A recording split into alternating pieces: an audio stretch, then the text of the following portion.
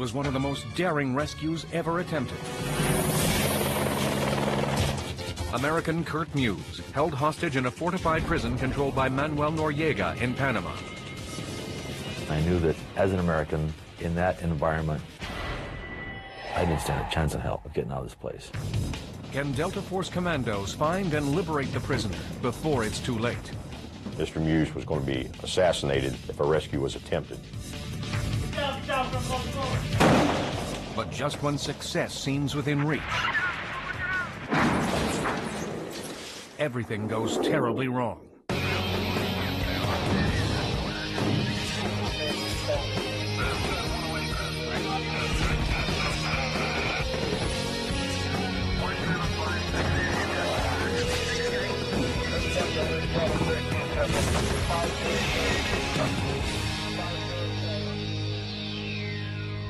It's just after midnight on December 20th, 1989. 23 Delta Force commandos in 4 MH-6 helicopters are on the most dangerous mission of their lives. Destination, Panama City. Objective, find and rescue an American hostage named Kurt Muse. We knew he was in a prison in Panama City, near the Commandancia, essentially the Pentagon for the Panamanian Defense Forces. As rockets and explosions light up the sky, the choppers land on the prison roof through a hail of bullets. You heard a lot of shooting, but I couldn't really tell if it was the enemy shooting at us or Americans shooting back at the enemy. U.S. snipers pick off guards in the towers, while an explosives team attempts to blow the roof door. It will be an all-out fight to save Muse from certain death. Muse had been arrested and imprisoned 9 months earlier on espionage charges. His execution could happen at any time at the notorious prison. Modelo Prison was a prison that was built in the 20s, 30s to house approximately 200 inmates to 300 inmates in a safe manner. And basically, by the time that Kurt was in there, it was housing maybe 6 to 8 times that many prisoners in their horrid conditions.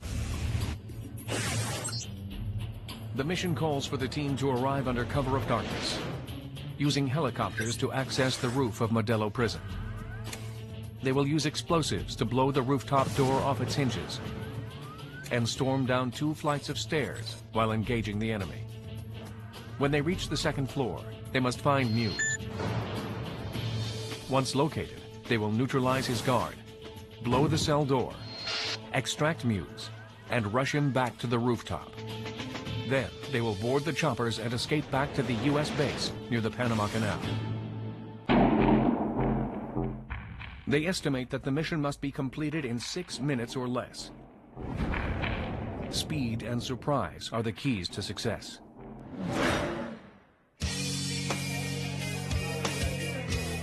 Kurt Muse, the man they're set to rescue, is a regular all-American guy with an extraordinary past.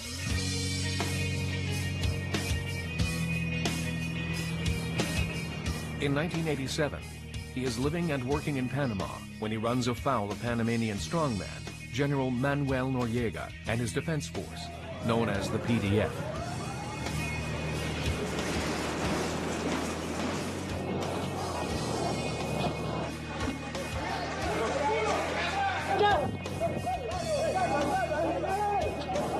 One of my companies, which was a small printing company, printed something that he considered objectionable. PDF came in the middle of the night and burned it. He also killed a friend of mine. I just said, that's enough. I can't take this anymore. Muse, together with a small group of Panamanian friends, begins using radio equipment to broadcast anti-Noriega messages. Their Voice of Liberty broadcasts are perceived as a threat to the dictator. Because we were operating under very risky conditions. We could not transmit with very much power. The Panama military quickly caught up to our game and tried jamming us on the frequencies. To keep Voice of America up and running, Muse is forced to take extreme measures. Tomas Munoz and I went to Miami on several occasions to buy goodies for our radio station. We buy them and smuggle them into Panama. U.S. officials are initially against it. The CIA was at the beginning, they were appalled at what we were doing. When our government realized that this was, in fact, a person that needed to go, then that agency was more helpful and more supportive of our cause. And they provided us with some equipment that we did not have the ability to make and to continue our operations. After acquiring more sophisticated equipment, the pirate radio team plans their biggest coup. An interruption of Noriega's official state address. The speech is to be made in front of 20,000 people and broadcast all over the country. As soon as he came on, we hit our transmit button, and he just spoke.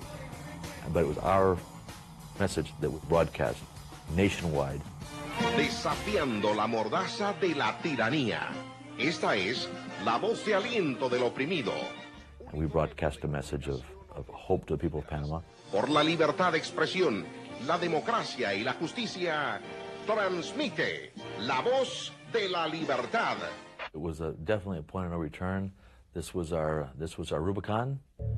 We very quickly were elevated to #1 enemy of the state, and we were hunted down like dogs. On April 7th, 1989, during a return trip from Miami, a PDF official sees Muse walking through Panama's airport. He is immediately arrested and questioned.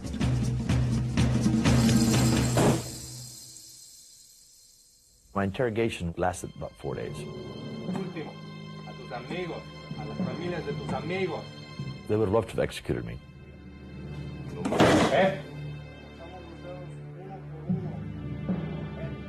They just didn't want to do that to an American citizen. U.S. military intelligence quickly learns of Muse's arrest. Marcos Ostrander, the chief of international law and affairs for the U.S. Armed Forces in Panama, immediately arranges to visit Muse in prison. I could see that he had been deprived of sleep, very nervous, and just gone through hell. I didn't expect any help from the U.S. military. It was more of an embassy function. But what actually saved me was the fact that my wife was a Department of Defense teacher, and I was therefore a dependent of a DoD employee. And by the Panama Canal Treaty, certain rights were afforded me. Kurt's rights include medical checkups by an American doctor. The doctor is contacted by Delta Force to start memorizing details of the prison's layout to aid in a possible rescue attempt. They wanted to draw pictures of the inside of the Modelo prison. So I began to give them a word description. And eventually I saw the product, beautiful hand-drawn pictures with the Modelo just as I had described it, from the entrance through the stairways and the cell block and so forth. Cracks in the floor, everything. The intelligence that the doctor brought back, which allowed us to build a scale model, was very important. It was very relevant. A mock prison is built at Eglin Air Force Base in Florida.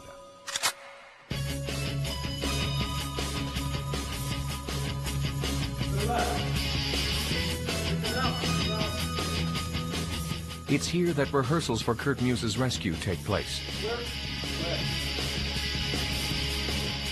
The Delta element also practices at a U.S. school in Panama, only miles from where Kurt is being held. Delta Force is a secret unit of special operations focused on counterterrorism. They are the best of the best. We could land helicopters on the roof, could explosively breach doors, and we could do live fire inside the prison. We walk through it, we talk through it. If there's a problem during that rehearsal, we'd stop and fix it right then and there. I've rehearsed for this mission more than any other mission I've been involved with, by far. Muse has no knowledge of any rescue plans. After several months in Modelo prison, he thinks he's been forgotten. He decides to try getting a letter to the one man who he believes might help him. I wrote a letter to President Bush explaining who I was, where I was, the Herculean efforts to get me out. And I concluded by telling the president that the only way that any change would happen is if we forcibly removed General Noriega. But getting a letter from a prison in Panama to the White House isn't going to be easy. Muse and Dr. Ruffer devise a system. Kurt carefully hides his letter to President Bush in the binding of a book, then waits for his next meeting with the doctor. If I told in my meeting with the doctor that a particular book was particularly good, then he knew that that book contained a message someplace in it, and they would take it apart.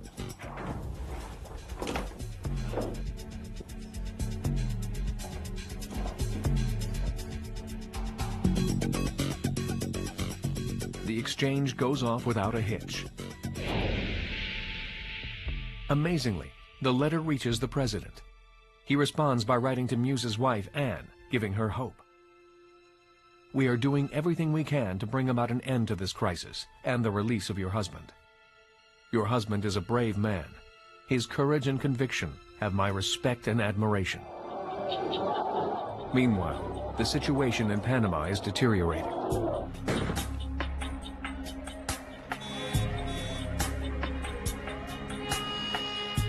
A failed coup attempt makes Noriega even more paranoid.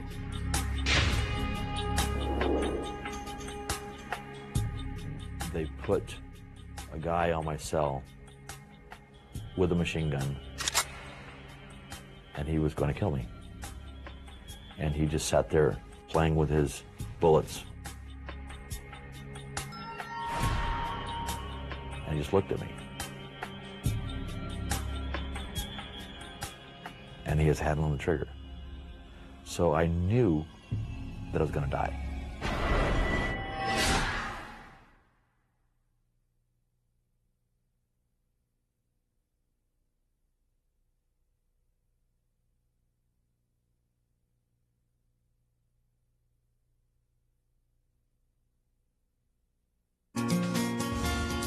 After 9 hellish months in a Panamanian prison, Kurt Muse believes his time is running out. I just point blank asked the guard, and I said, Corporal, would you really shoot me? And he said, "Sí, señor," and just walked away. And that was kind of a chilling reminder that the end's pretty near. Little does Muse know that for the past several months, a special Delta Force unit has been training for his rescue. But President Bush needs a trigger event, something to justify going in to rescue Muse and arrest General Noriega. He doesn't have to wait long. On December 15th, 1989, a U.S. Marine officer is killed by Noriega's henchmen near the Panama Canal. Last Friday, Noriega declared his military dictatorship to be in a state of war with the United States.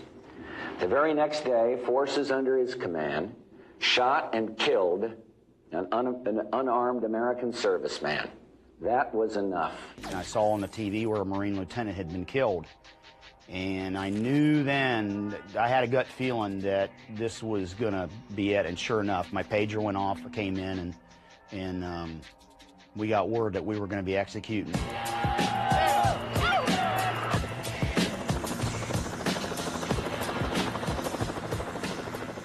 Five days later, President Bush launches a massive military effort to oust Noriega and neutralize the Panamanian Defense Force.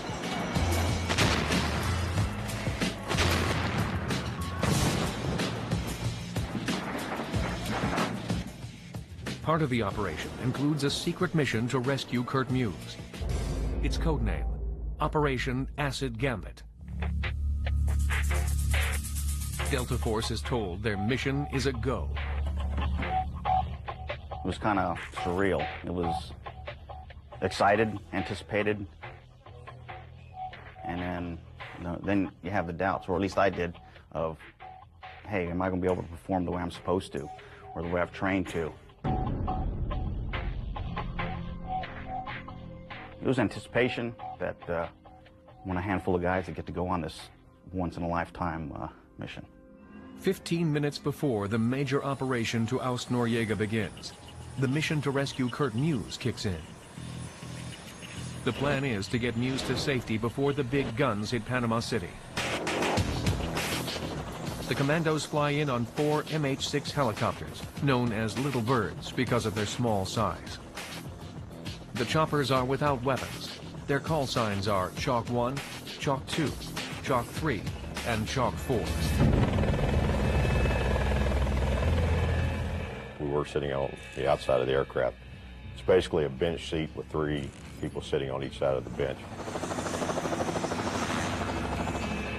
We flew up across the canal. It was very quiet, kind of peaceful. I was on Chalk 1 coming in. About 30 seconds out, rockets came across the nose of the flight. The rockets are fired by 2 U.S. helicopters that are supporting the rescue mission. The target is Noriega's headquarters, the Comandancia, located near the prison. It's a diversion.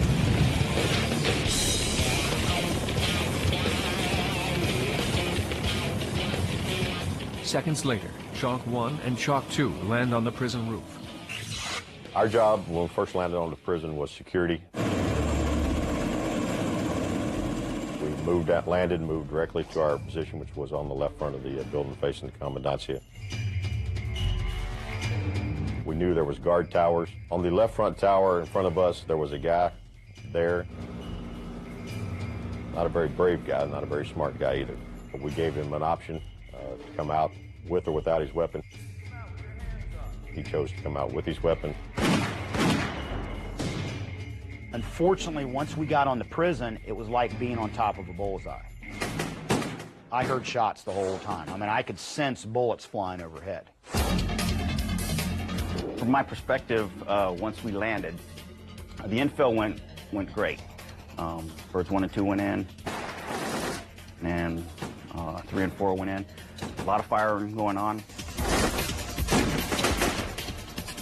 Each member of the 4 commando teams has a specific job.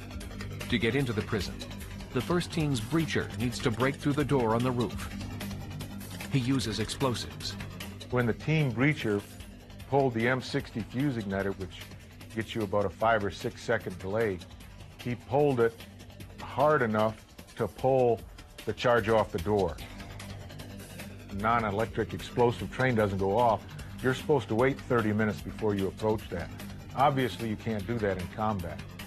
So I think I waited a few seconds and told the team breacher to go back up there and replace the door charge on the door.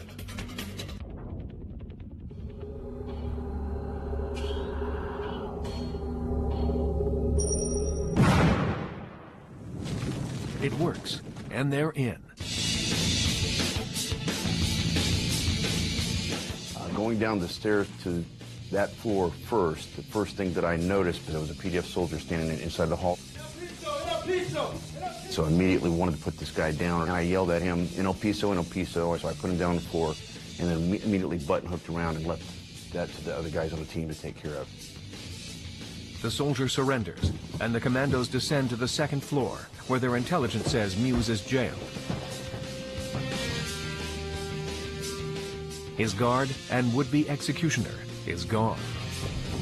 It did surprise me that no one was there, but then again, it could have been that we got down quick enough, we just wasn't ready. James enters a room opposite the cell and comes face-to-face with Muse's guard. Myself and the team leader immediately went in and cleared the room. In the meantime, Pat and Kelly are already working on Kurt's door. Muse is still locked in his cell, but he knows there is an attack on the prison. The smoke was coming down the hall, and I saw these white lights sort of illuminating things. Two apparitions come to my cell door.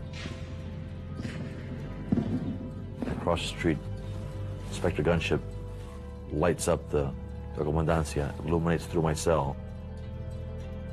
And I see over here these people look like Darth Vader. And the guy screams at me and says, "Moose, are you okay?" Yeah, I'm okay. You okay? I go, yeah, I'm okay. Get down, bolt the door in. Sit down. First, they try shooting the lock off with a shotgun. Pat, I believe, used 2 shots. And it was such a hefty padlock that the shotgun didn't do anything to it. So we switched roles. He then covered me. I was carrying a set of 3-foot bolt cutters, some very heavy industrial bolt cutters on my back, and with that, we cut off the padlock. Once we breached the cell, Kurt was to the right, and myself and Kelly flowed through and cleared the rest of the cell. Came back, got a hold of Kurt, checked if he was okay, basically told him Merry Christmas, and we're Americans, we're here to get you out. And at that point, started putting on all his safety gear that I brought in. Helmet, goggles, body, armor, vest. Didn't want him getting hurt on the way out. Having been in that place for 9 months. Terrible.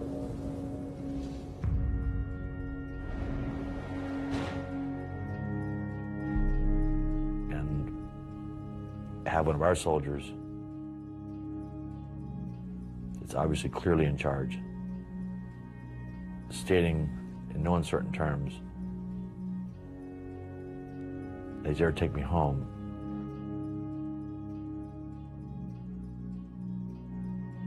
Just an incredible feeling.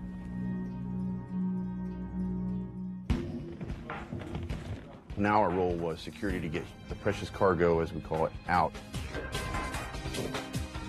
They walked me out the cell, down the hallway, and these operators just materialized out of darkness and sort of covered me up. I distinctly remember is when we were getting ready, we were back up on the stairs. We were getting ready to evacuate. Helicopters were coming in.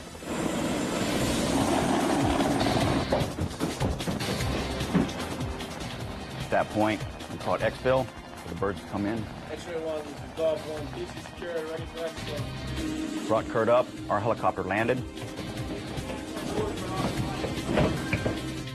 We pushed Kurt in.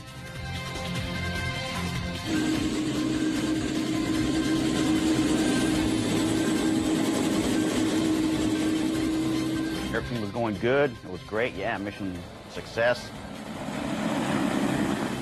It's taken the allotted 6 minutes to rescue Kurt Muse from his prison cell. Muse and his rescuers are thinking they're off scot-free. But soon, they'll face the most harrowing ordeal of their lives.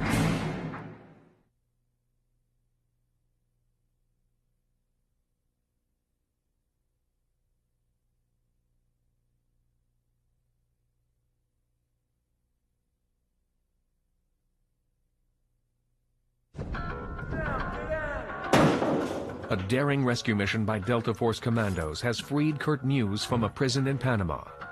But his journey to freedom is far from over. There's a big problem with one of the choppers. We lifted off the roof and immediately, I don't know if it was a nosedive, but we slid off to the left-hand side. That wasn't according to the plan. Special Ops soldier Larry Vickers is in Chalk 2, watching Chalk 1, containing Muse, take off. It appeared to be overloaded. It lifted off to the left side of the prison as we were facing, and then essentially kind of dipped down into the darkness, trying to gain speed. At that time, I lost it. It was pitch black. I really couldn't see the helicopter after that. The pilot of Muse's Little Bird dips the aircraft to avoid hitting power lines. At the same time, the chopper is taking fire from the Panamanian forces. The extra weight on the helicopter causes it to quickly lose altitude. It plummets 60 feet before the pilot regains control.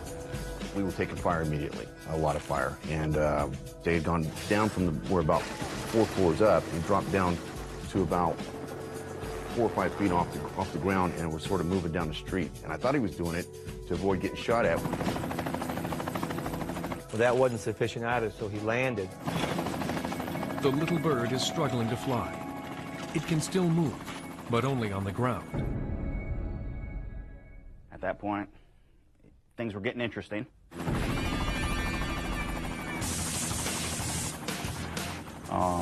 We should be flying, but we're driving now. So we go down the street, away from the prison, make a left-hand turn. We go a few more feet down that street, and he stops. Me and Kelly unbuckle, do the same thing, get out, take security positions. Now on the street, Pat and Kelly prepare for a firefight. But the pilot wants to leave the area quickly. James comes out, grabs us, says, "Get back on the bird." He can take off. Chalk 1 lifts off again, directly into enemy fire. But Pat and Kelly have forgotten to buckle their safety harnesses. At that point, the tail boom of the helicopter started taking rounds. You could see it getting stitched. And since it was head level, I thought, well, the next round's going to be in my head. One hit me in the belly area. I felt Kelly brush off my left shoulder and fall forward. The force that held me over just, I went. I went to grab him, and I launched off the skid at the same time. So I dropped about 20 or 30 feet. I hit my head, and I blacked out for pretty much the rest of the operation. Kelly has been shot in the chest. Fortunately, an armored vest saves his life. But now, he and Pat are helpless and exposed on the ground. We beat the helicopter to the ground. Next thing I know, my eyes open up, I'm on the ground, blood everywhere from my right leg. And I see the helicopter, one of the skids is broken. At that point, yes, it was not like rehearsal.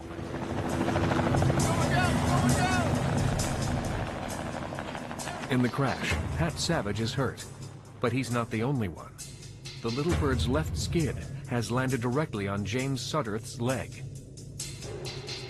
So I was actually pinned underneath the aircraft. My foot felt like somebody actually literally taken an axe and just hacked into it. For at least a couple of seconds, I had to be completely unconscious. But once I was and realized what was going on, I started kicking the skid as hard as I could with my other foot to try to get it out from underneath there. Because I didn't want to die on the ground on my back. Hey, let's go! Kurt Muse scrambles from the chopper unhurt. I was not conscious of anything going on around me except my own condition, and I didn't know who was injured or not. With the mission now in chaos, Muse searches for cover. But James is still stuck. I kicked and kicked and kicked until I got my foot out from underneath there. Once I did that, then the next pain that went through my mind was the pain in the back of my leg, and I could feel a piece of shrapnel or metal, and I pulled that out. It just sort of fell out. Finally free, James limps over to help Pat, still on the ground with his injured leg. I don't know if it was adrenaline or what, but right before James came up to me at that point, it was just like, hey, I'm not dying in the street today. So he helped me up, so we needed each other's help to get off the street. And then we took up security positions. Kurt was fine. The two pilots were fine. Everybody else was pretty much kind of in a bad way. We basically took cover in positions behind the different vehicles. They're going to get Kurt, they got to come past me, and that's just the way it was. And I was prepared to do whatever I needed to do, including die, to make sure that that didn't happen. Trapped on a Panamanian street, with their chopper out of commission, Kurt Muse and his wounded team of rescuers are in desperate need of help.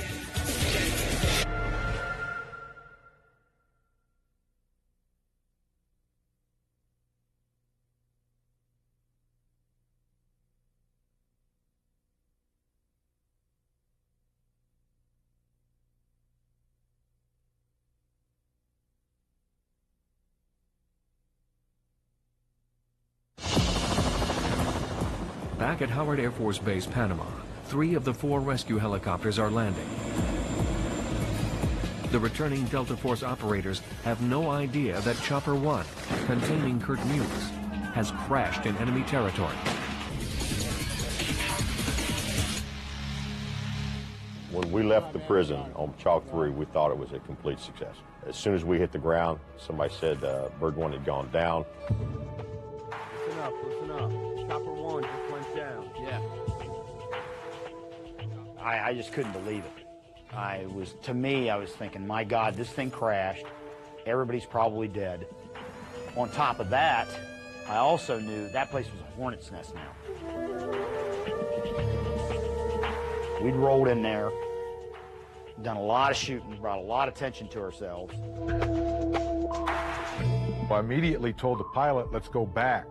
And he said, no, we can't. We're ordered to stand down. It was terrible to just sit there and do nothing when you wanted to go back and help your buddies, but you're ordered not to and you just can't do it. The precious cargo is a primary mission. Without a doubt, that was, even if one of us was left alive, our goal was to get Kurt Muse out of there and get him back to safety. Period.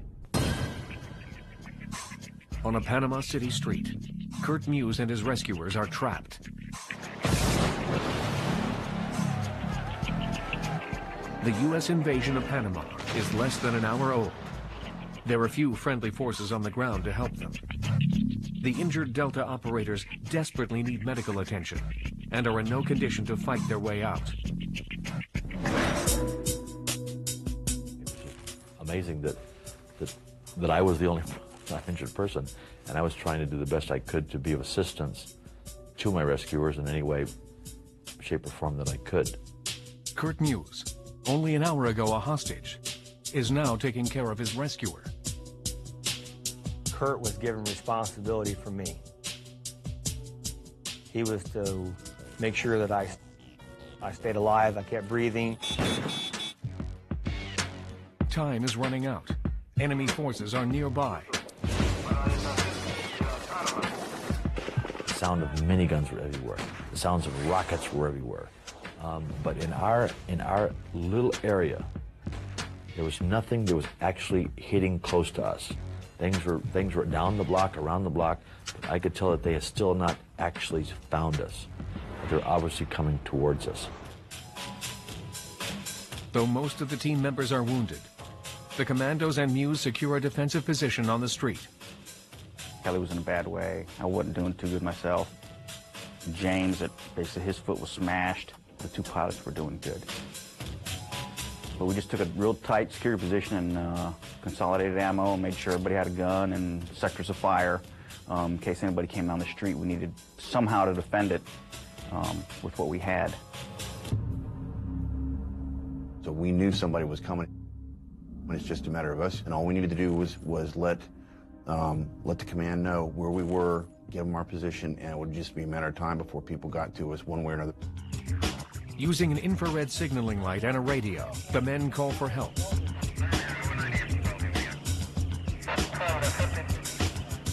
They give their position and a summary of the wounds sustained by the unit. Now, all they can do is wait, hoping friendly forces arrive before the PDF find them first.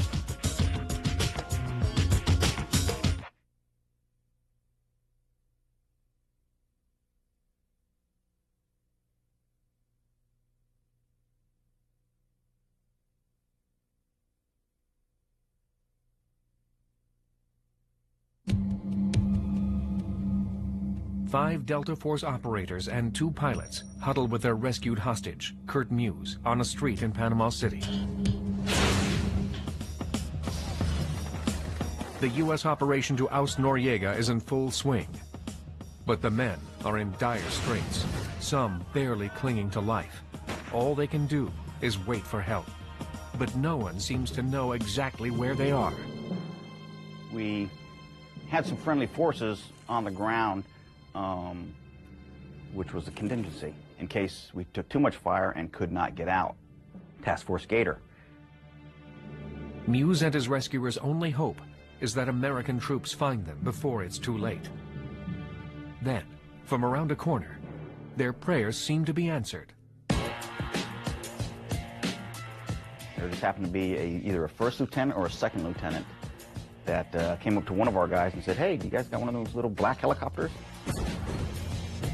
And one of the guys told him, "Yeah." So I saw it go down over there. So that's how they vectored in to our position, because that one guy happened to see our bird go down. We heard armored personnel carriers coming towards us, and they were tracked vehicles. That's a good thing, because the Panamanian military had wheeled vehicles. Indeed, these forces are on the right side.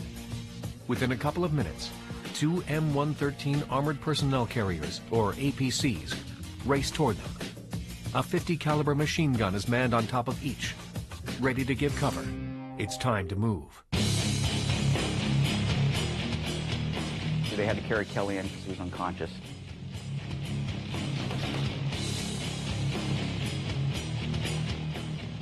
I was hobbling, lost a lot of blood at that point.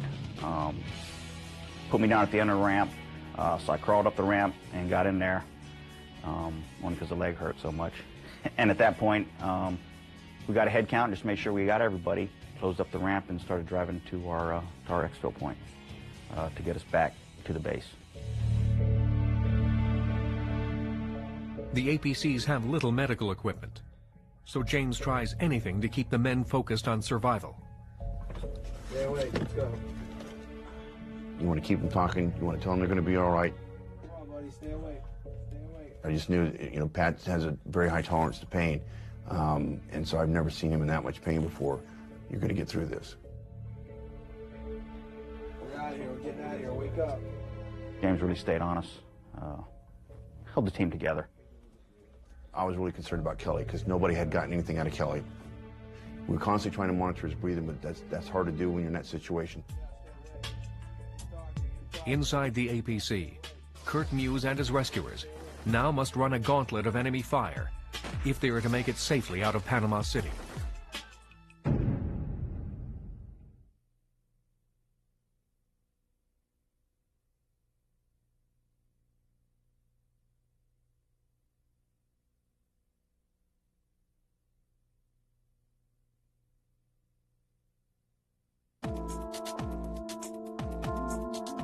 Kurt Muse and 7 of his Delta Force rescuers are aboard an armored personnel carrier during the 1989 invasion of Panama.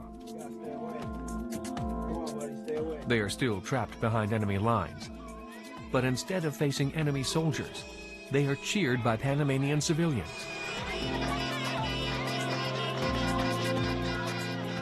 Noriega has been overthrown.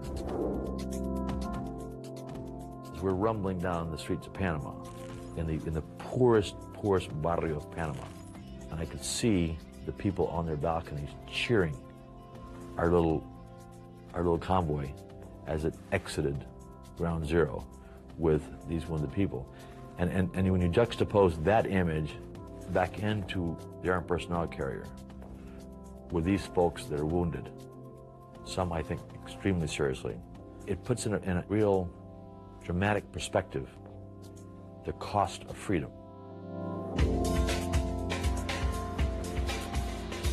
At 1:45 a.m., just 1 hour after Operation Acid Gambit began, Kurt Muse arrives at the U.S. military base in the Canal Zone. He's finally safe. But his only thought is of the wounded men who rescued him. I really insisted that I really needed to see these folks. We were asked, Kurt wants to come back and thank you. Do you guys want to see him? We said, yeah, absolutely, sure. We'll be happy to talk to him. It was very emotional seeing these folks laying on their stretchers, some unconscious, some barely conscious, and those that saw me tried to smile. James was in pretty bad shape. Kelly and Pat were all in pretty bad shape. The guy I was most worried about was Kelly. I mean, he was making noises. I actually thought I was going to lose him at that point, because me and Kelly were pretty tight. But no, he was just being Kelly, just relaxed and unconscious. After living this experience, after being in that prison for 9 months, and savoring my first few minutes of freedom, to go in there and see these soldiers in the way they were, it was kind of more than I could handle. I don't know if it fully sank in at that point that he was a free man. Maybe it didn't until he got out of Panama. It was a very emotional moment. I just couldn't say much more. And I got up and I left.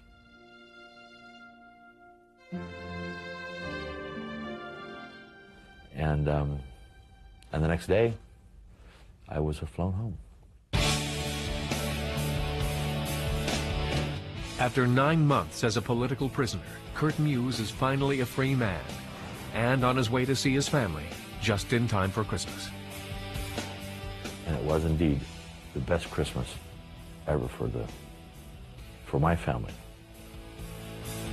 Muse was the first American hostage ever to be rescued from the hands of an enemy by a counter-terrorist team. I did not know until I got back to Fort Bragg, into the hospital there. One of our officers came from our unit and said, hey, everybody's fine. Noriega's stuck in the Papal Nuntia and he won't come out. Kurt's in D.C. Everybody is okay.